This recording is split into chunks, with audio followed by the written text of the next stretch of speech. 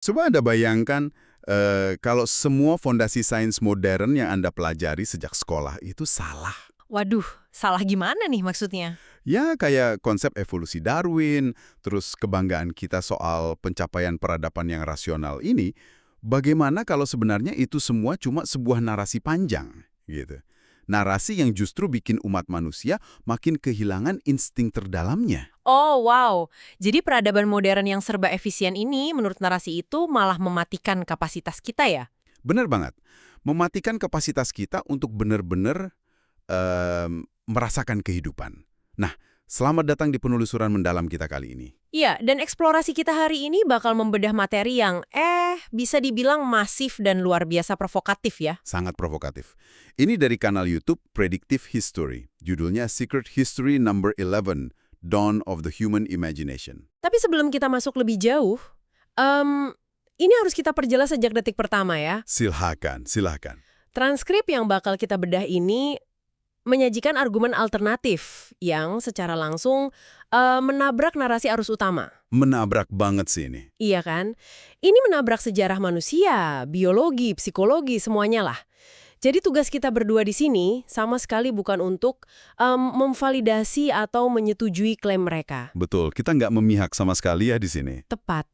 Peran kita murni cuma membongkar kerangka berpikir sumber ini, menyajikannya secara utuh buat Anda, supaya Anda, pendengar kita, punya lensa baru aja untuk melihat masa lalu. Sepakat. Kita ini cuma pengamat yang lagi ya kayak menginvestigasi lanskap gagasan radikal lah.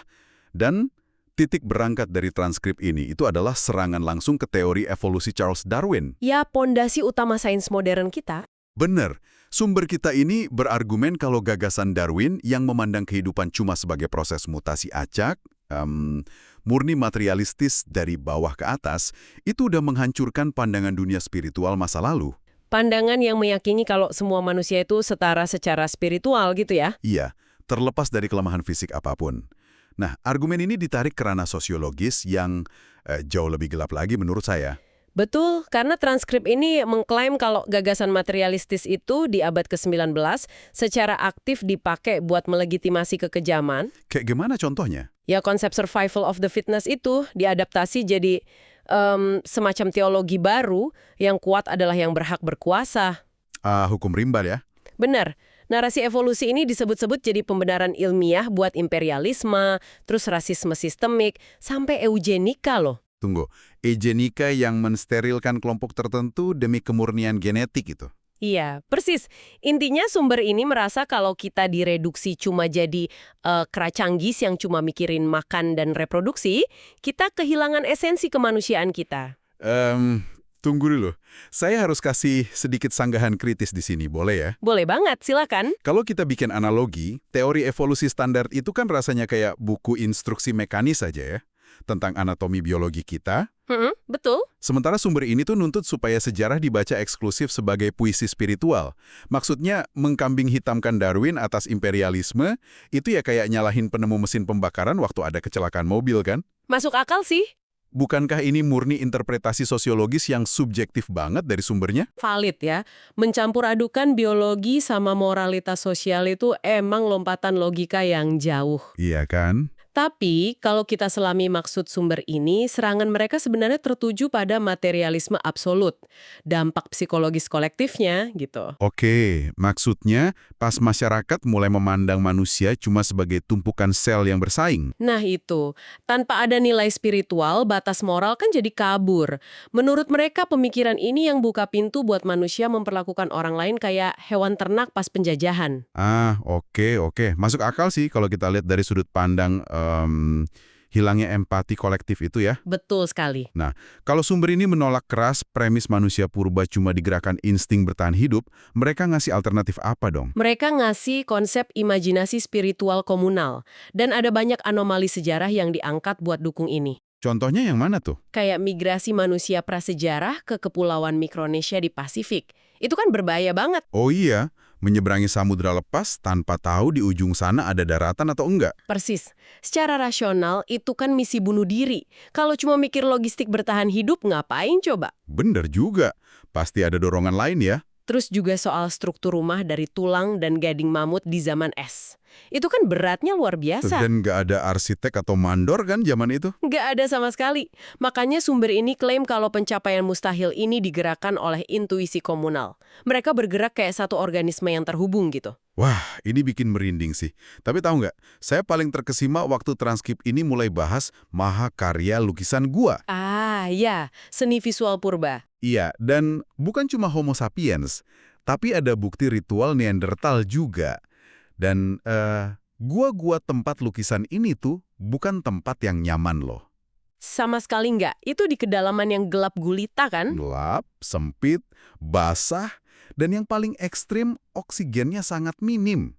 Bayangin aja manusia purba merangkak masuk ke sana, rasanya kayak penyelam gua ekstrim zaman sekarang gitu. Mempertaruhkan nyawa banget ya. Bener, pasti ada motivasi yang jauh lebih besar dari sekedar hobi melukis kan, sampai ngambil risiko segila itu. Nah, secara fisiologis, disitulah kuncinya.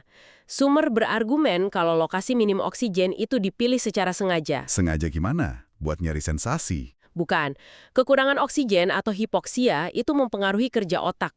Jadi mereka ngeksploitasi lingkungan itu buat meretas kesadaran mereka sendiri. Oh wow, buat nyampe ke kondisi trance ya? Betul. Kondisi kesadaran yang terubah. Halusinasi yang muncul itu dianggap sebagai jalur komunikasi ke alam roh. Berarti lukisan yang dibikin di sana itu representasi filosofis dong ya? Bukan sekedar coretan iseng. Tepat. Pakai oker merah dan arang, mereka mendokumentasikan harmoni kosmis, kayak menghormati bison yang baru diburu. Para dukunnya aja pakai kostum hewan kan? Ya, dan bukan buat kamuflase berburu, tapi buat nyatuin roh mereka sama alam. Ini nunjukin ke kita kalau kreativitas itu bukan aktivitas waktu luang, tapi insting primer. Sama pentingnya kayak bernapas. Betul. Tapi melihat betapa rumitnya simbolisme mereka di goa itu, ini memunculkan satu anomali besar loh. Anomali apa tuh? Transkrip ini mengutip arkeolog Genevieve von Petzinger yang memetakan puluhan simbol geometris abstrak di goa zaman es Eropa. Oke, terus? Untuk menulis. Tapi mereka secara sadar menolak untuk melakukannya. Tunggu. Mereka nolak inovasi yang bisa mempermudah hidup mereka. Kenapa? Karena menurut sumber ini, bahasa lisan waktu itu bukan buat mencatat transaksi atau bangun birokrasi kerajaan. Terus, buat apa dong? Eksklusif cuma buat bernyanyi, merapal mantra, dan bercerita di sekitar api unggun. Menarik banget. Sumber kita bilang tindakan menulis itu dilihat sebagai sesuatu yang mengisolasi. Menulis sendirian dalam diam itu dianggap mengorupsi pengalaman ilahi dari bersuara bareng-bareng. Izinkan saya ngasih analogi modern ya, biar Anda yang lagi dengerin juga bisa ngebayangin. Pernah nggak Anda ke konser live musisi favorit Anda? Wah, sering tuh pasti. Energinya kan luar biasa ya. Terus tiba-tiba, Anda mutusin ngeluarin HP buat ngerekam dari balik layar. Secara teknis, Anda emang dapat rekamannya. Tapi rasanya beda kan? Jauh beda. Detik Anda fokus ke layar, Anda terputus dari jiwa konser itu. Anda kehilangan getaran saat nyatu sama ribuan orang yang lompat seirama. Benar banget. Nah, menurut narasi ini, sistem tulisan itu ibarat layar HP yang menghancurkan pengalaman mendalam kehidupan nyata. Analogi yang sangat pas. Makanya, simbol geometris di gua itu fungsinya lebih kayak alkimia, bukan teks literal. Buat merangkum pergerakan energi atau hakikat kehidupan. Mereka menolak membekukan realitas ke dalam huruf-huruf kaku ya. Betul. Kalau mereka enggak nulis, pertanyaannya gimana cara komunikasinya? Disinilah sumber ngenalin konsep empati ekstrim. Empati ekstrim, kayak telepati gitu maksudnya. Hampir menyerupai itu, kepekaan emosional mereka begitu tajam. Kayak anjing peliharaan yang gelisah pas majikannya mau pulang, atau prajurit nomaden sama kudanya yang bisa bergerak serasi sebelum ada instruksi fisik. Wah, ngomong-ngomong soal telepati dan empati ini, ada cerita di materi ini yang mancing perdebatan banget. Oh, yang dokumenter di Tiongkok itu ya? Iya, ada ibu dan anak autisnya di pedesaan Tiongkok. Anak ini diyakini warga bisa baca pikiran ibunya buat nebak angka. Terus tim dokumenternya bawa AI kan ke sana? Bener, mereka bawa sistem AI canggih buat analisis. Dan hasilnya, AI buktiin nggak ada sihir sama sekali. Sang ibu secara nggak sadar ngasih sinyal lewat perubahan nada suara atau pitch yang sangat halus. Sangat sangat mikroskopis ya perubahannya. Iya, saking halusnya telinga manusia normal nggak bakal denger. Tapi yang menarik, cara sumber kita memutarbalikkan temuan AI ini. Gimana tuh? Mereka kan anti-sains modern. Nah itu, meskipun AI ngebantah adanya keajaiban, sumber malah pakai ini buat bukti tesis mereka.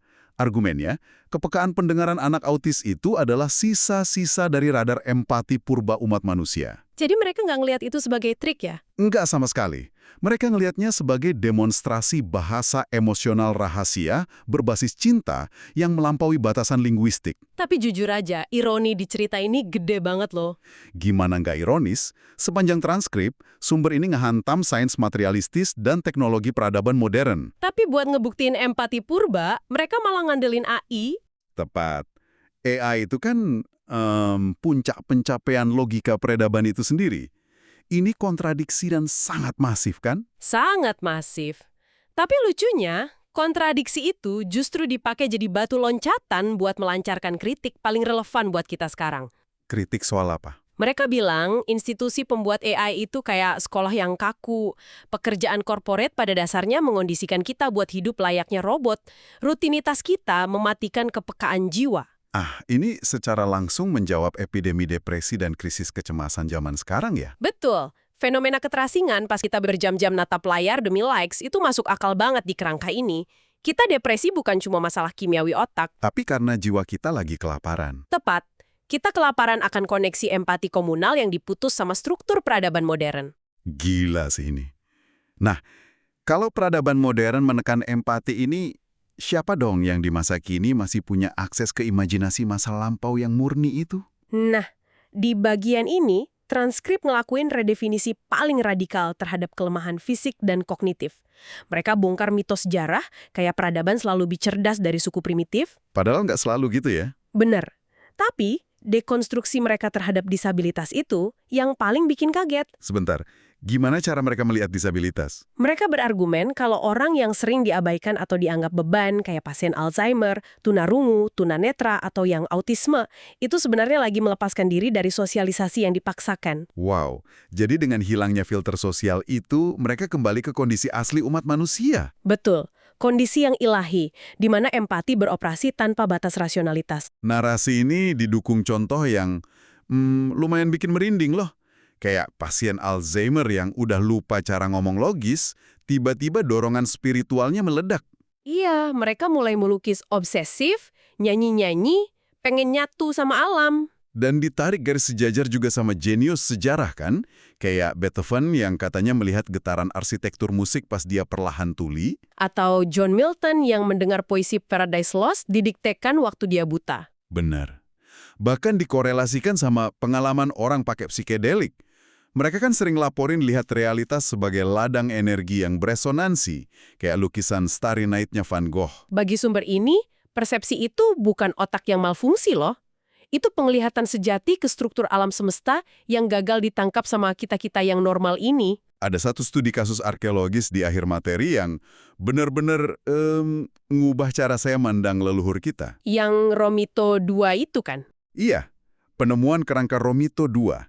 Ini kerangka manusia kerdil dari era zaman es ekstrim di Eropa. Coba Anda posisikan diri di sana deh. Cuaca beku, predator raksasa di mana-mana. Bener, setiap kalori itu penentu hidup atau mati. Kalau murni pakai hukum Darwin, individu dengan fisik kerdil yang nggak bisa berburu harusnya kan ya ditinggal mati aja demi nyelamatin sumber daya komunitas. Masuk akal secara biologis kan, tapi kenyataannya gimana? Kenyataannya berbalik 180 derajat. Romito 2 ini ditemukan hidup sampai usia tua loh. Dia dirawat, dikasih makan, dan pas meninggal, dikubur dengan ritual persembahan mewah banget. Dikelilingi perhiasan yang butuh ratusan jam buat dibikin kan? Tepat. Bagi saya, bukti investasi waktu dan kalori ini ngancurin mitos kalau manusia purba itu egois. Ini sejalan banget sama argumen penutup sumber kita. Komunitas itu merayakan disabilitas bukan karena kasihan, mereka pandang itu sebagai karunia ilahi. Mereka yakin individu ini punya peran spiritual khusus ya buat empati komunitas. Betul. Dan temuan ini kayak ngelanjangi arogansi masyarakat modern kita ya. Sekarang kan nilai manusia diukur dari produktivitas kerja, gelar, jabatan. Sedangkan leluhur kita mengukur nilai manusia dari keberadaannya secara spiritual. Perjalanan gagasan kita hari ini padat banget rasanya. Dari kritik materialisme, lukisan gua minim oksigen, sampai ngebahas telepati dan Romito 2. Setelah memetakan klaim provokatif ini, apa intisari utamanya menurut Anda? Kalau kita sintesiskan, terlepas dari kita setuju atau enggak sama sains mereka, ini jadi peringatan eksistensial buat kita. Ada kebijaksanaan di penolakan mereka buat mandang manusia sekedar sebagai kera canggih yang diciptakan cuma buat kerja dan bersaing. Bener banget. Materi ini ngajak kita melihat diri sendiri sebagai imajinasi yang mewujud. Makhluk spiritual yang dorongan utamanya adalah terkoneksi satu sama lain. Saya suka banget istilah imajinasi yang mewujud itu. Kalau kita bawa wacana prasejarah ini ke realitas Anda sehari-hari, mungkin ini bisa ngubah cara Anda menghadapi rasa lelah. Pasti banyak yang related nih sama kelelahan modern. Iya kan? Mungkin penawar sejati buat burnout sepulang kerja itu bukan dengan ngunduh aplikasi manajemen waktu baru. Atau maksa diri tetap produktif pas weekend ya. Nah itu. Mungkin penawarnya ya membiarkan diri mengakses insting purba itu. Nyanyi kenceng-kenceng walaupun false, mencoret-coret kertas tanpa tujuan, atau sekedar duduk diam penuh empati bareng orang yang Anda cintai. Tanpa ada notifikasi layar yang ganggu ya. Persis. Tapi sebelum kita benar-benar nutup eksplorasi ini, saya mau ninggalin Anda dengan satu eksperimen pemikiran terakhir. Wah, apa tuh? Gagasan ini di luar sumber kita, tapi berakar dari ketakutan mereka. Sumber ini kan ngotot kalau tulisan dan teknologi udah memadamkan telepati empati purba kita. Betul. Sekarang, proyeksikan ini ke masa depan yang udah di depan mata. Gimana dengan teknologi brain-computer interfaces kayak Neuralink? Wah, yang bisa bikin kita komunikasi murni lewat pikiran itu ya? Benar, tanpa ngomong, tanpa ngetik. Pertanyaan besarnya, apakah inovasi raksasa ini bakal memenjarakan kita lebih dalam ke sosialisasi robotik yang tanpa jiwa? Atau justru sebaliknya? Nah itu. Ataukah justru, secara ironis, inovasi ini bakal bawa umat manusia kembali ke keheningan komunal zaman es, di mana kita bisa mendengar pikiran dan empati satu sama lain secara murni? Wah, itu pertanyaan yang sangat memprovokasi pikiran sih. Sebuah pertanyaan buat Anda renungkan malam ini. Terima kasih udah mau membedah batasan pikiran bareng kami, dan sampai jumpa di penelusuran mendalam berikutnya.